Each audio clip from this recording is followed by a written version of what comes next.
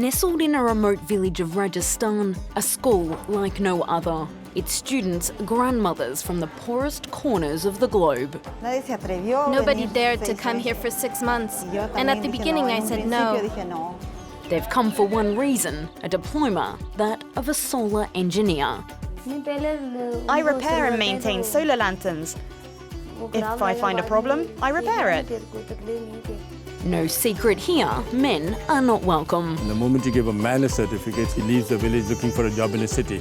So why train men at all? It's a 6-hour drive from Delhi to the desert village of Talonia, home to the Barefoot College. Today it's 45 degrees in the shade. Hello, namaste, I'm Maraid, nice to meet you. Welcome to the Barefoot College. I'm Bata and I work here since 6 years. And today we are going to meet women barefoot solar engineers from all over the world. Let's go.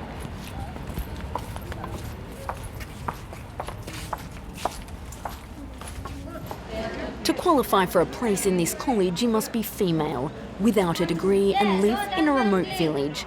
For most of the women, the journey to India is their first time away from home. YENY comes from the mountains of Peru. Her village of Turu has no electricity. She was sent by her community, leaving behind her children and husband for 6 months.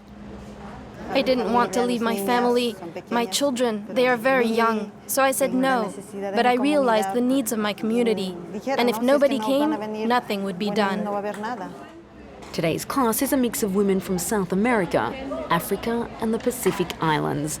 They're here because of the chance of their lifetime to be trained here for free as solar engineers. The Indian government covers the cost of their education. The United Nations pays for equipment. And this is what they'll take home. Solar lighting and the expertise. The teachers communicate in Hindi while the students speak up to 10 other tongues. First step on arrival then learning a shared language, starting with the names of all colours in English. 7 violet, 8 glare, 9 white. We also use sign language. We show the circuit and point out what's important. For example, resistance 1 goes here, resistance 2 goes there, and then they color match it with one that's already made. It's not always a smooth process. MARIAM comes from Uganda, where she's more used to taking care of her 6 grandchildren than messing around with circuit boards. We are old women. We are grand women, so we go slow, and we understand small. Life in Rajasthan can be difficult for the women, not only because of the heat. The diet is also different, much spicier, and there's no meat. Chapati and rice with curry, vegetable curry, no meat. Every day too much. But each meal is a reminder of what they've learned in the class. Here the food is cooked in an oven that gets its energy from the sun.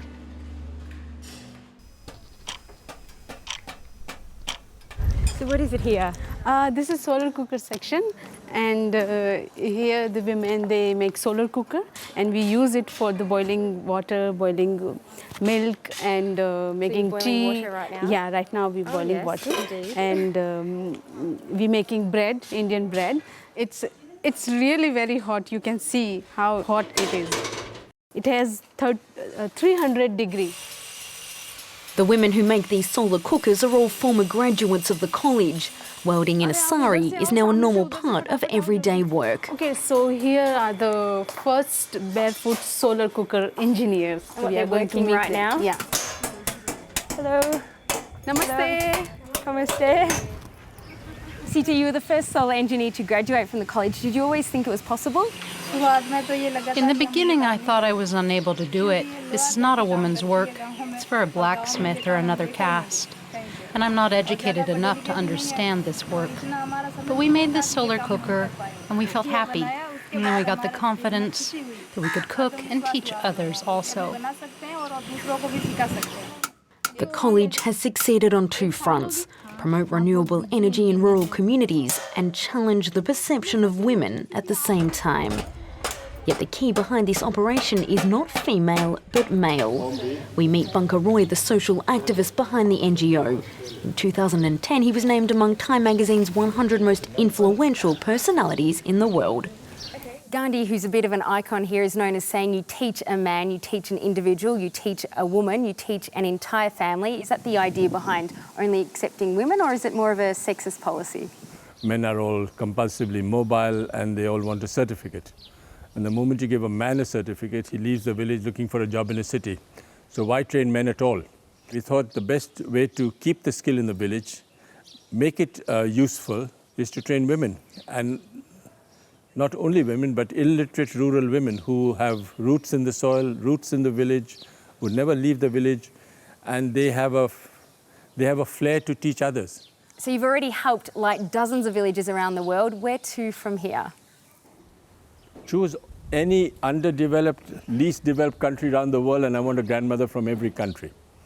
We've only covered 45, and I've got over 100 to go.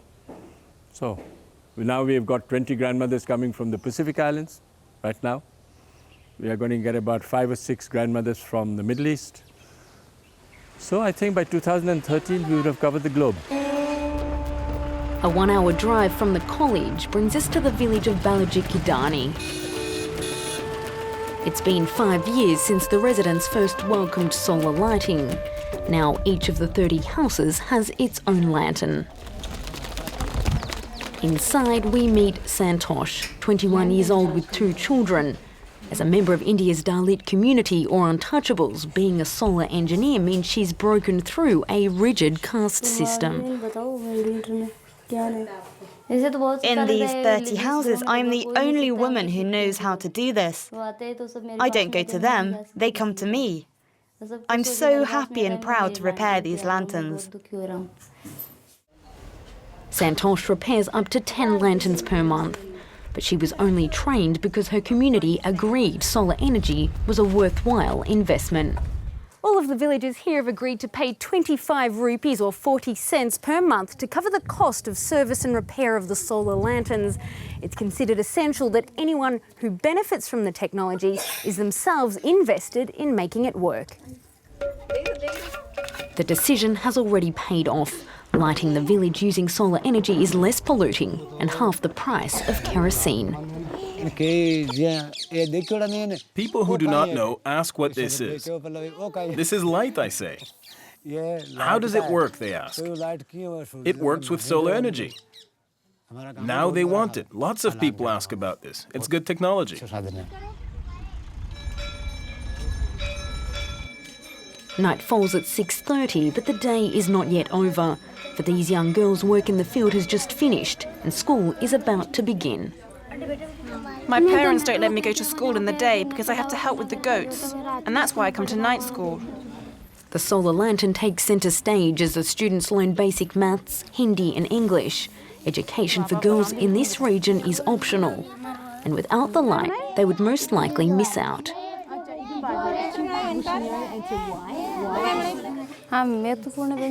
Now we have electricity from the grid, but we can't rely on it because it often cuts out.